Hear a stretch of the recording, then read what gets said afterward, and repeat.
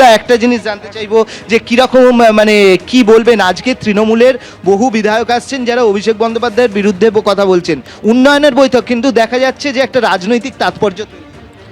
তৃণমূল কংগ্রেস তো অনেক দিন আগেই চলে গেছে, আর তৃণমূল কংগ্রেসকে মানুষ পশ্চিমবাংলা থেকে পুরোপুরিভাবে বিদায় দিয়েছে, বিসর্জনও দিয়েছে মানুষ। সুতরাং তৃণমূল কংগ্রেস এখন হচ্ছে যে টুকটুক করছে, যেমন হচ্ছে যে এখন অভিষেক ব্যানার্জি আর মমতা ব্যানার্জি তারা এখন কোথায় যাবেন তারা ঠিক করছেন। কখনও তারা ভাবছেন হয়তো একবার বাংলাদেশ যাই, একবার তারা ভাবছেন না একবার তাহলে এখানে যাই, একটু কংগ্রেসের পা ধরে আমরা পড়ি। 2011-তে যা করেছিলেন, যেভাবে কংগ্রেস একবার তো ভুল করেছে, আবার যদি কংগ্রেসের এই তৃণমূল কংগ্রেসকে নেয় তাহলে তো যা করার যা হবে সেটা ওদের ব্যাপার। কিন্তু আমার কথা হচ্ছে তৃণমূল কংগ্রেস যেটা সর্বনাশ করেছে মানুষের, এখন মানুষ ঠিক করে রেখেছেন তৃণমূল কংগ্রেসকে আর না। আমরা জেনে নিলাম এখানে যে তৃণমূল কংগ্রেসকে মানুষ আর চাইছেন না, এবং সেই এফেক্টই কিন্তু বোঝা যাচ্ছে এখানে আমরা যেরকম দেখতে পাচ্ছি, এবং দেখতেই পাচ্ছ এখানে যথেষ্ট নিরাপত্তার কড়াকড়ি করা হয়েছে, এবং তার মাঝখান থেকে আরও অনেকে সবাই প্রবেশ করছেন এই মুহূর্তে আমরা দেখতে পাচ্ছি।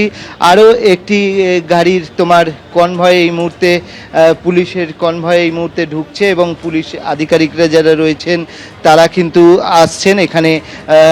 আমরা দেখতে পাচ্ছি যে প্রশাসনিক অফিসাররা তারা যেমন এসে পৌঁছচ্ছেন, একই সঙ্গে শাসক দলের জনপ্রতিনিধি এবং বিরোধী দলের জনপ্রতিনিধি তারাও কিন্তু এসে পৌঁছচ্ছেন। হরিরামপুরের তৃণমূল বিধায়ক বিপ্লব মিত্র আজকের এই প্রশাসনিক বৈঠকে তিনিও উপস্থিত থাকছেন। কি বললেন বৈঠকে ঢোকার আগে দেখুন।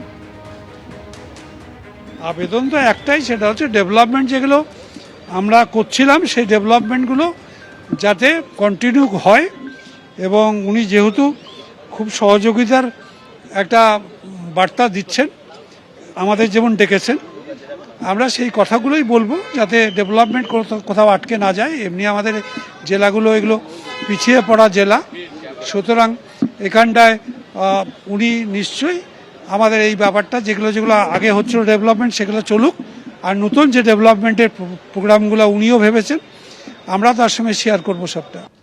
জেলার মুর্শিদাবাদ জেলার অনেক কাজ পড়ে রয়েছে। 15 বছরের বিগত দিনের মমতা বন্দ্যোপাধ্যায়ের সরকার মুখে অনেক কথা বলেছে, কিন্তু কাজের ক্ষেত্রে অষ্টরম্ভা। কাজেই মুর্শিদাবাদের অনেক কাজ পড়ে রয়েছে। প্রথম কথা হচ্ছে রেজিনগরের NH সংলগ্ন শিল্প তালুক।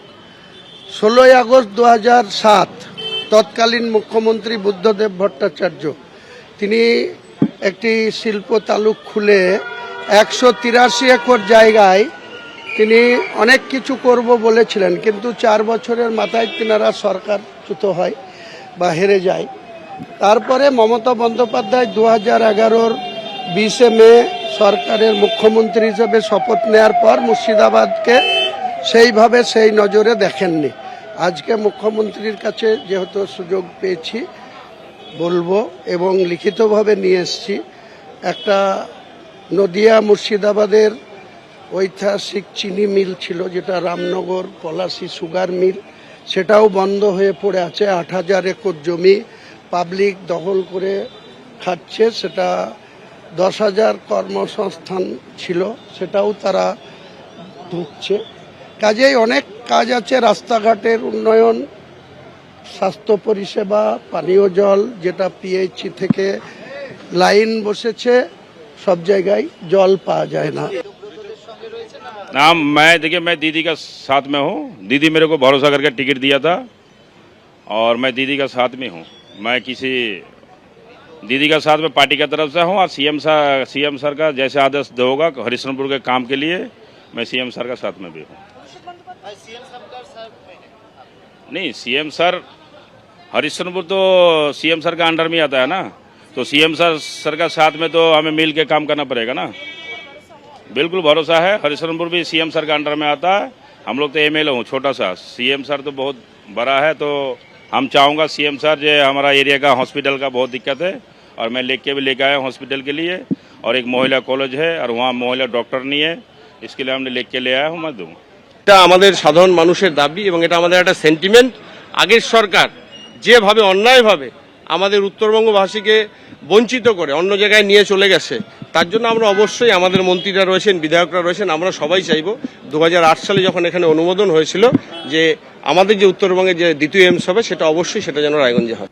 এবিপি আনন্দ, এগিয়ে থাকে, এগিয়ে রাখে।